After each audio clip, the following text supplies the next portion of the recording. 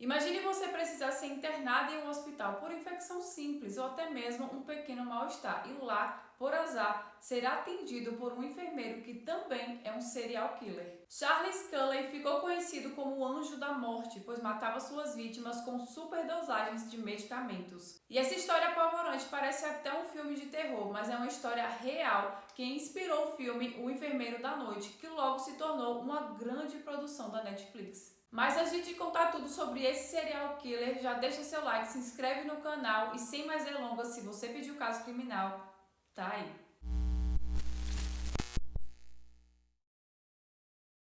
Charles Edmund Cullen nasceu em 22 de fevereiro de 1960 em Nova Jersey. Era o filho caçula de uma família extremamente católica. Seu pai era motorista de ônibus e sua mãe era dona de casa.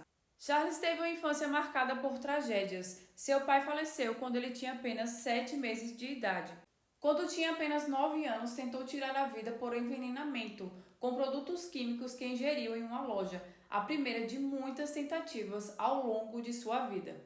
E as tragédias não param por aí. No dia 6 de dezembro de 1977, a mãe e a irmã de Cullen morreram em um acidente de carro. Ele tinha apenas 17 anos de idade. Em abril de 1978, devastado com esta perda, Cullen abandonou o colégio e se alistou na Marinha dos Estados Unidos. Ele ingressou como operador de mísseis balísticos de submarinos e de navios.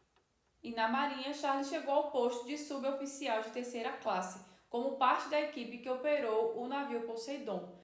Nesse ponto, Cullen começou a mostrar sinais de estabilidade mental, tendo sido transferido para um navio de abastecimento USS Canopus, e depois ele foi internado. Ao longo dos anos, ele tentou tirar a vida mais de 7 vezes, mas recebeu alta médica da Marinha em 30 de março de 1984.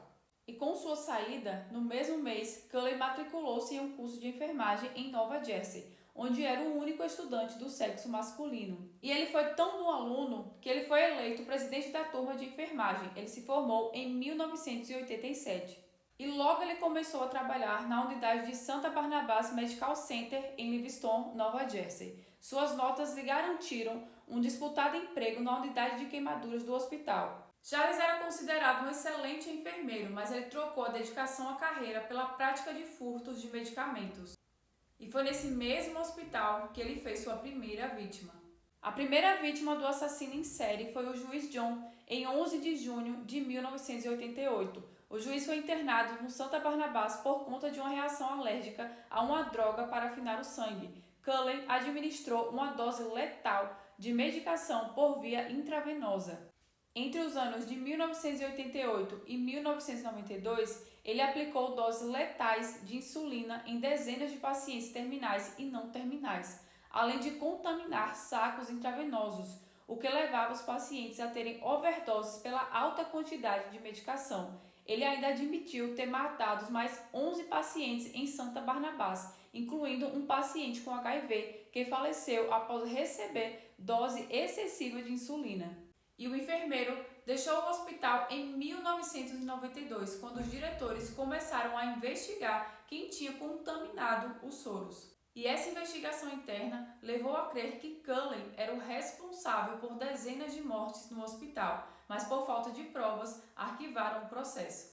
E devido à sua excelente experiência como enfermeiro, não demorou muito para ele ser contratado novamente e começar a matar. E um mês após deixar o Santa Barnabas, Cullen conseguiu um novo emprego no Warren, um hospital em Phillipsburg, em Nova Jersey. No novo hospital, ele não perdeu a oportunidade de fazer novas vítimas. Ele assassinou 3 idosas nesse hospital com superdosagens de digoxina, um medicamento para o coração. Sua terceira vítima ainda teria relatado que um enfermeiro sorrateiro teria injetado algo ruim em seu braço enquanto ela dormia. Mas seus familiares e os profissionais de saúde consideraram seus comentários infundados, que se tratava apenas de delírios, mas logo depois ela veio a óbito.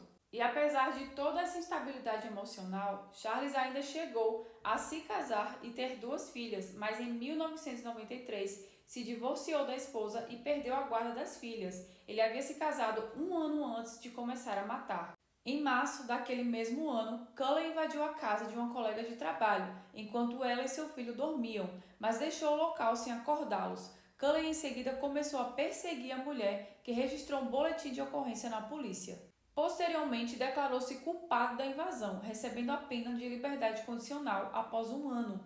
Ele permaneceu meses fora do trabalho e tentou tirar a vida outras 2 vezes no final de 1993. A essa altura, ele já tinha deixado seu emprego no Warren Hospital. E apesar de todo esse histórico de instabilidade emocional, suspeitas de assassinato, envenenamento ou asfixia, ele continuou trabalhando como enfermeiro na Pensilvânia e em Nova Jersey. Os hospitais nos Estados Unidos sempre enfrentaram escassez de profissionais e por isso eles não se preocupavam em checar os antecedentes dos profissionais, o que facilitou a vida do enfermeiro serial killer. E Charles Cullen se aproveitou desse cenário para tirar a vida de seus pacientes impunemente. Ele ficou desempregado durante 6 meses e isso fez com que ele parasse de pagar a pensão alimentícia dos filhos. E mais uma vez ele procurou tratamento para depressão na sala de emergência do Hospital Warren. Ele foi internado em uma clínica psiquiátrica, mas logo ele saiu. Em fevereiro de 1998, Cullen foi contratado pela Liberty Nursing na Pensilvânia, onde foi colocado em uma ala de pacientes dependentes de respiradores. Nesse centro, Cullen foi acusado de drogar pacientes e acabou por ser demitido após ser visto entrando no quarto de um paciente com seringas na mão. O paciente acabou com o braço quebrado, mas aparentemente não recebeu as injeções. Cullen causou a morte de um paciente no Liberty, óbito que foi atribuído a outra enfermeira. Depois de deixar o Liberty Center, foi contratado pelo Hospital Aston, também na Pensilvânia, onde trabalhou de novembro de 1998 a março de 1999, assassinando um paciente com digoxina em 30 de dezembro de 1998. Um exame de sangue feito pelo legista mostrou uma quantidade letal de digoxina no sangue da vítima. Mas o inquérito feito pelo hospital se mostrou inconclusivo e não apontou Cullen como responsável pelas mortes. Em 2002, Cullen chegou a ser flagrado usando medicamentos e o inquérito do hospital o forçou a se demitir. E foi nesse mesmo período que os colegas de trabalho começaram a avisar a polícia de que Cullen estava usando medicamentos para matar os pacientes. Mas novamente, por falta de provas, o caso foi arquivado. E mesmo com todas essas suspeitas sobre o enfermeiro, nenhum processo foi instaurado. Os hospitais preferiam se calar para não ter que arcar com as altas indenizações que teriam que pagar às pacientes vítimas do serial killer. Pois quando os pacientes estavam sob os cuidados médicos dentro do hospital, eles tinham que garantir a sua segurança, o que não foi feito. Foi então que em 2003, já no Hospital Somerset Medical Center em Somerville, Cullen foi detectado pelo sistema de computador acessando os prontuários de pacientes que não eram seus.